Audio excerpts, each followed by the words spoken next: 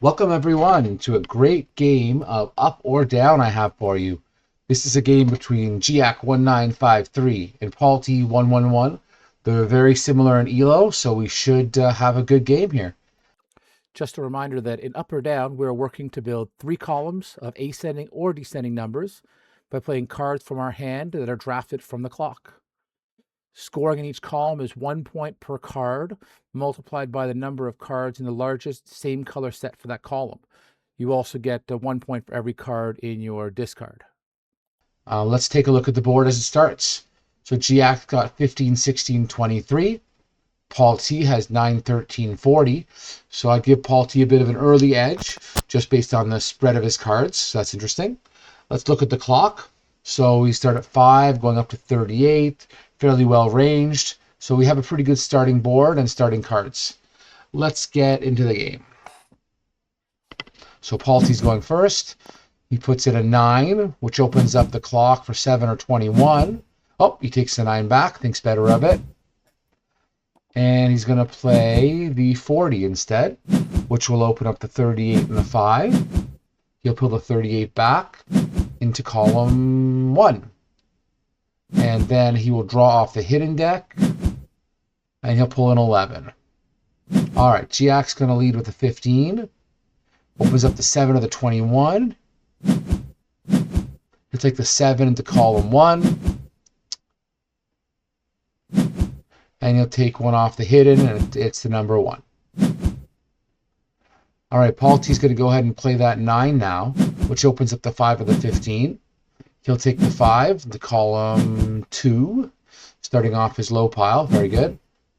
And he'll draw off the hidden deck, a 37. Okay, GIAC's going to play the 1, which opens the 40 and the 9. He'll take the 9 to stack on the 7 in column 1. And he'll take from the hidden 39. Paul T is going to play his 11, which opens up the 1 of the 15. He pulls back the 15, stacks it on the 5 in column 2, and pulls off the hidden 31. So Paul T sitting with 3 yellow cards. That's interesting. GIAC plays 39 opens the 40 and the 34 on the clock, pulls the 40 into column 2. And takes from the hidden a 32. Paul T is going to play, let's see how he plays this, should be interesting. He'll play the 37, which opens up the 39 and the 34. He'll grab the 39, put it in column 3, and then he'll take from the hidden, and he'll get an 18. GIAC plays 23, which opens 22 and 34 on the clock. He's going to take 34 into column 2. So he's got 2 pinks in column 2. That's interesting. And he pulls off the up card 20. Paul T is playing the 13, which opens the 11 and the 21, which he takes into column 2. 2 blues for him in column 2. Interesting. And he pulls an 8 from the draw. GIAC puts 16 on the clock, which opens up the 13 and the 22. Pulls a 22, so he's got 3 pink now in column 2. Good multiplier. And he draws back the 12 into his hand. Paul T's playing his 18, which opens the 16 and the 23. He's going to pull the 16, and he's going to give up on column 1 to start a new pile there. I imagine that was to prevent GIAC from getting his 4th pink. So GIAC's going to play the 12. Opens up the 11 or the 13. He's going to put the 11 on the 7, 9 in column 1. And he's going to draw from the hidden 35. Paul T, he's going to play his 8. Opens up the 1 and the 12. He'll take the 1 and put it in column 1. And he's going to draw the 24 from the upside deck. GIAC's going to play the 20, which opens the 18 and the 23. He's going to take the 18 into column 2. And then he's going to draw the 17. Let's pause here and take a look at how we're doing so far. So you can see the score currently is GIAC 15, Paul 10. So if we look at how we're doing at GIAC, in his column 2 has 3 pinks. So that's a triple multiplier there. That's pretty good. And Paul T has 2 blues in column 2, so double multiplier there. Looking at the cards they have, so GS got 17, 32, 35. Paul T's got 24, 31, 41. Both are fairly well distributed, no low cards, which should be interesting to see how that plays out. On the clock, we've got 8 going up to 37. We've got 2 yellows, which might favor either player as they have some yellow in their cards. No pinks for GIAC to add to his triple pinks in column 2. We do have a blue on the upside of the draw pile that might be good for Paul T to use on column 2 or column 3. Now let's keep on going. So Paul T starts. He's going to play the 31, which opens up the 37 and the 23. He's going to pull the 37, put it under the 39 in column 3. Starts that going. He's going to draw the 27 blue, which makes sense given he's got 2 blues in the center row and 1 blue in column 3. GX going to pull the 13 off the board, which gives him a double yellow in column 1. Very interesting. And he's pulling off the hidden 26. Paul T is going to play to the clock 41, and that opens up the 8 or that card which he took. And that's the 31, which gives him double yellow in column 3. Very interesting. And he draws the yellow 25 off the upside deck. No surprise there. GX puts the 35, which opens up the 23 and the 41. He's going to pull the 41 into column 3, so he's all full on. Both players are all full of both columns now. He pulls the 2 off the draw pile. Paul T plays the 25, which opens up the 23 and the 35. Let's see what he takes here. He takes the 35. What's he going to do with that? Okay, he's giving up on column 1, putting down a 35. And looks like he's pulling a blue 33 off the draw pile, which is interesting. He's got the double blues member in column 2. So GX plays a 26, which opens the 8 and the 25. He pulls the 8, puts it in column 2, adds to his triple multiplier section there, column 2. And then he's going to pull 30 off the upside of the deck to add to his hand. Paul T plays the 24, which is going to open up the 23 and 25 off the clock. Going to pull the 25. Again, yellow, no surprise. Column 3 for sure. Now has a triple yellow, which is very good for this point of the game. And he's going to pull the yellow 19.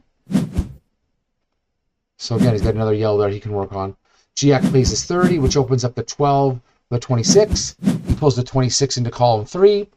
No multiplier there, but just a good holding spot. Pulls the 10 off the draw piles. Paul T is going to play his 27, which opens the 30 and the 24. Pulls back the 24, puts it in column 2 with his double blue multiplier in that column. He pulls the blue 3 off the draw. GX plays the 2, which opens the 30 and the 12. He's giving up in column 3. We've seen a lot of giving up this game. And he puts it in column 3. And he pulls the 14 off the draw pile. Okay, Paul T's playing a 19 to the clock, which I'm sure he'll want back. And has the 17 or the 20 available. He pulls the 20. And then he draws the 28. Probably trying to keep that out of... oh, never mind. GX thinking of the pinks there, but it's a low hand, so no worries there. So GX pulls back the 17, puts it into column 1. Double a multiplier there now, so that's pretty good. Pulls back the 6 from the draw deck. Paul T goes ahead and plays his 28. which opens the 30 and the 27. Pulls the 27, which makes the column 2, which gives a triple multiplier there in blue. So no surprise there. So we are all out of the upside draw pile. It's only the hidden now. So Paul T will be pulling out of the hidden here.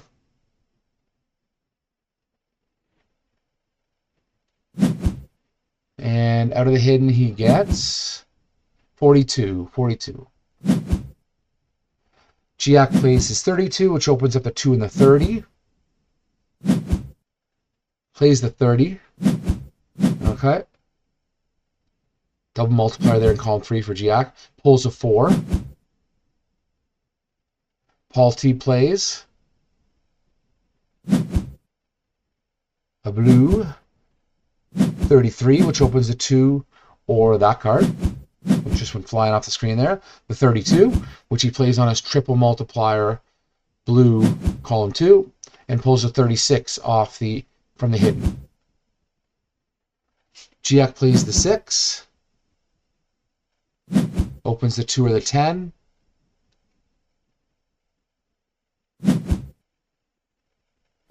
See what he does here. He pulls the 2.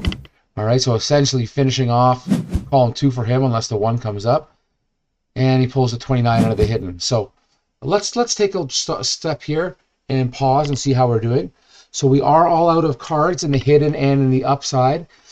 So that means we're basically looking at 3 more turns as they dwindle down from their hand and finish off the game. Scoring wise, see we have a pretty close game here. Paul T's up 37-34, which is pretty close at this stage of the game, given the fact that both players have some pretty good multipliers going on. So looking at GAC's board, he's got a double multiplier in column 1, both I guess you call that like dark gray or black, as well as yellow. And then he's got a triple multiplier in column 2 with pink, and then he's got a double multiplier in green. Looking at Paul T, he's got just a single card in column 1.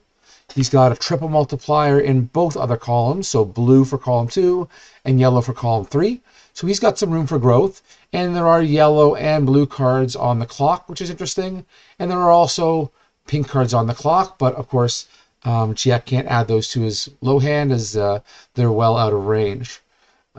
There is a black card, that black 23, which he could potentially use on the column 1 to make that a triple multiplier if he can get his hands on it. I'm sure he'll be trying to, but currently doesn't seem to have any cards that would work for that. And likewise, it does look like Paul T might be able to grab that blue 33. Both the 36 and the 42 are in range of that. So let's see how this game finishes off. So Paul T's playing. He puts the 3 down. And like we were just discussing, he does pull the 33 to make that quad multiplier in column 2, or 4 times. And at this stage, there's no drawing cards, so you just click confirm and move on. So GAC plays the 4, has the 2 or the 6. Now this is really interesting. Let's pause here and take a look. So if GAC plays the 3 or the 6 from that 4, he'll have to give up on one of his columns, as he can't play either of those cards. So let's see how he plays this.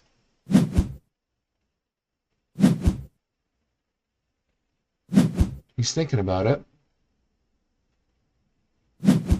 Oh, so there, we can see he pulled back the 4. So he's waiting till later, probably hoping that something changes on the 3-6 that allows him to pick up maybe like the 28, going kind of cycling back. So let's see how he goes here. So what's he going to play instead of that 4? It's going to be 14. So that opens the 19 and the 10. And that's going to make Paul T not feel great. I know he was really hoping to pick up that 19. But GAC gets the 19 and makes that column 1 triple multiplier in yellow. He confirms, and Paul T moves on with his turn. So 36 coming onto the board, which opens up the 28 and the 3.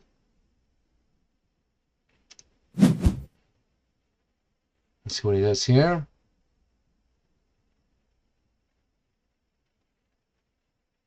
Giving it some thought. Let's just pause here for a moment. You remember we talked about how, and he's seen this from GIAC, that he's played his 4. So if you were to take the 3 here, it would give GIAC a possible way out. It would cycle back to the 36, which he could then lay on his board. So let's see if he considers that going forward.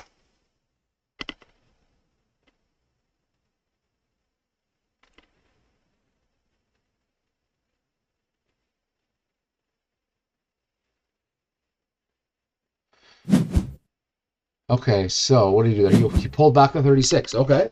Okay, he's going to try the 42 then. It's not a huge difference, but it might matter down the road in terms of how things, flow in. Oh, he's putting the 36 back. He's seems to be a little confused.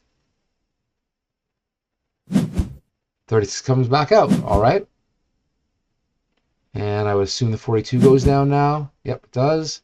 So that opens the 3 and the 28. Like we talked about, though, here, the 3 would probably be the wrong call. Probably should be the 28. And he does pull the 28 back, as we discussed, and puts it under the 35 there. So that's good. GIAC plays his 29, which opens the 42 and the 23.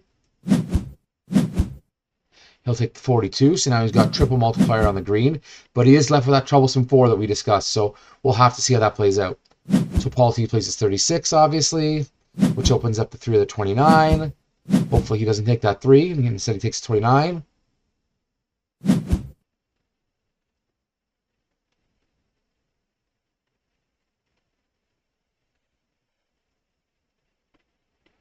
Giving some good thought here. Probably thinking about what we've discussed regarding the 3, given that he knows GIAC has that 4 waiting. 48, 47, very close.